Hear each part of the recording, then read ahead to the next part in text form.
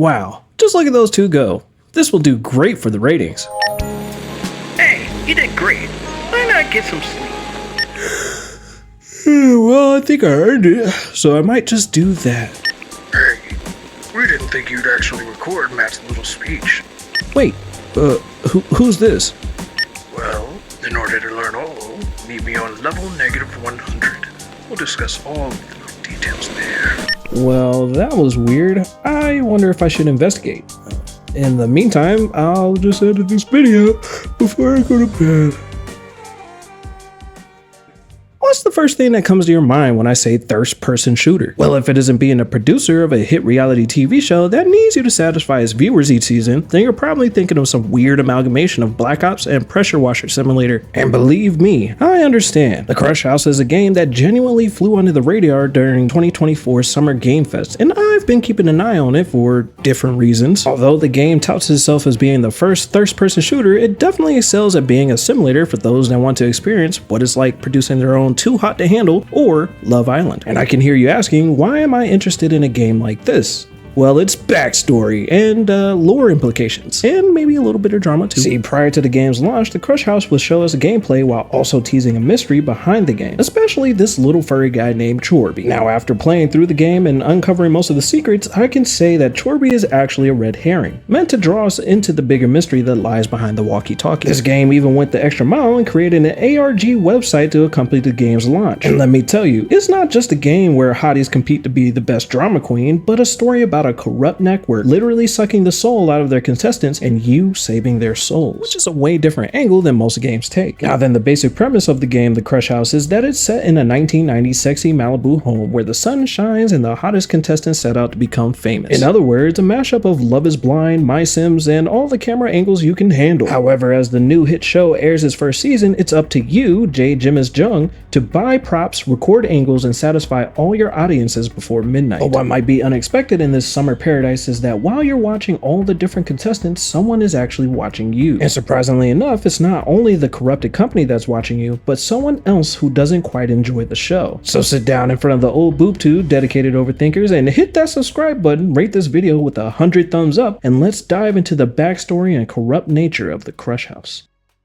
Welcome to Animated Cartoon Conspiracy Theory and the hottest show with your favorite PNG tuber, The Dedicated Artist. The very first instance that we have something strange going on within the Crush House is when you enter through the elevator. You're greeted by a voice on your trusted walkie-talkie as they walk you through the onboarding process. Nothing out of the ordinary there, but you're given two specific rules. Don't talk to the talent, and the audience is always right. But once you enter your room, which arguably resembles a prison, when you look on the ground, you'll find a trail of footsteps littering the ground beneath you, almost like you've been here before. After getting acquainted with the equipment and picking your cast of characters, you're off to shooting the next live TV drama for MTV. Make it to the end of the season, and everyone gets to go down the success slide, fail to satisfy the audiences, and go down the failure tube. A pretty understandable concept, and a pretty simple game loop. Finish the season, and your show stays on. But should it? See, sometimes after the day is over, some of the cast members will ask you to do a special task for them, like not filming behinds or booty for the whole day, someone making friends, or streaming a steaming kiss for millions to see. But after helping a few of them, someone will contact you. And they've been watching you and they want to see you after you help someone. Going to meet them takes you back to the elevator they brought you there in, and it takes you down to level -3. Doing so, you meet the voices behind the walkie-talkie. On level 3 are boxes thrown around everywhere and two people behind a glass, both respectively named Mysterious Man and Mysterious Woman. They claim that the shift has happened inside of Jay. She did something different than she normally does, and you don't learn any more after that session, but they test you and have you help a few more of the cast members before calling you back again. And that's when the biggest piece of the backstory is revealed. You've gained the trust of these two mysterious people, and they've revealed their names to you, OG Alex and OG B. But that's weird. They happen to have the same names as the cast members you recruited at the start of the season, and that's when they revealed that they're actually the OG versions of the cast members you select. That's right.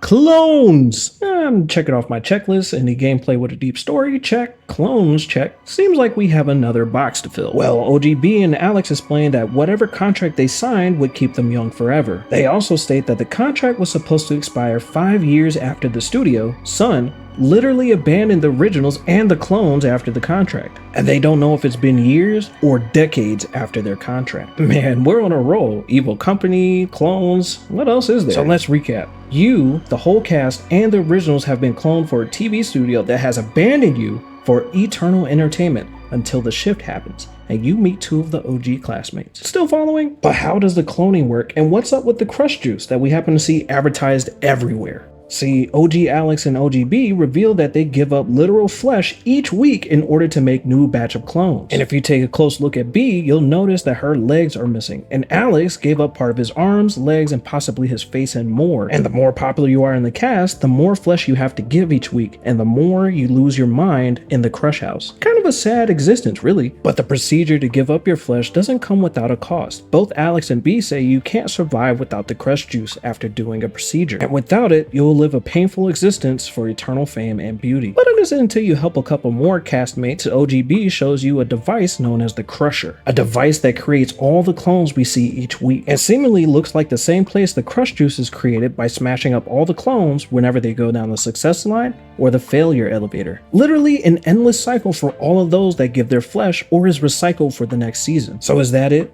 Repeating the same fate over and over? Being crushed and remade into crush juice? Well, as it turns out, OGB and Alex have a plan, or should I say 2 separate plans. Although it may seem like they're the only 2 originals, there were actually 13. Alex, B, Ao, Gunther, Charlie, Jayumi, Milo, Veer, Coco, Emilie, Daya, Priscilla, and Tony. And we'll bring back Tony in a little bit. All of the originals are still alive and live in the mountain directly under the crush house. This is known as the Club, a VIP room with anything you could want. Workout rooms, spas, etc. But everyone else is so caught up in the fame and glamour that it's B and Alex that are the only ones that see a problem with this existence. Yes, while they love fame and fortune and the life that no one else has, they are literally losing their souls to eternal entertainment. Remember how I said that the more flesh you give, the more you lose your mind? Well, that's exactly what happened to who Alex describes as Unlucky 13. Unlucky 13, or Tony, must have been the most popular character that appeared on the show,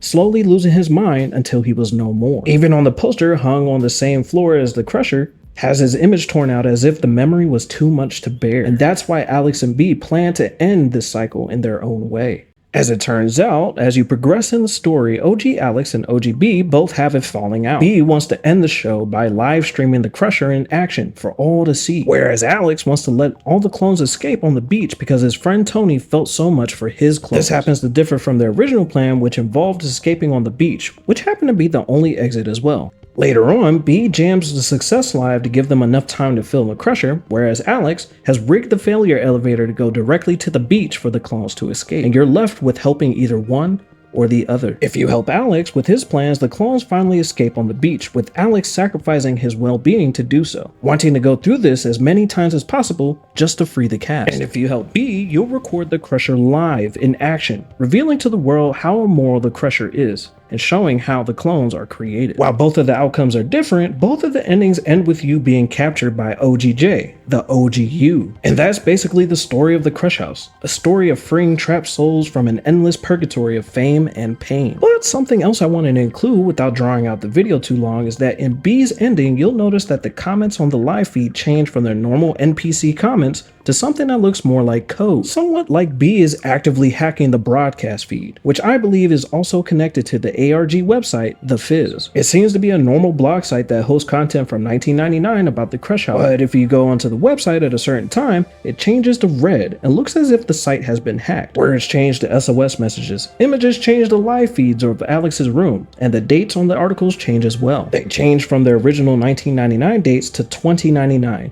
Showing us that the network's operations have been successful for almost 100 years until you help break the cycle of eternal life. This game is not just a reality TV sim with a twist, but it's also a story that highlights the vanity of fame and eternal youth, showing us that good things should come to an end, and a warning that if companies did have some sort of technology to make TV shows run forever, they would, even if it was unethical. And it seems like we might be getting closer to that reality with large amounts of soulless reboots and the rise of 24-hour AI live streams. I think this story is somewhat of a cautionary tale, That means that we shouldn't become a part of this vanity because it will surely lead to our insanity. Is that a coincidence? I think not.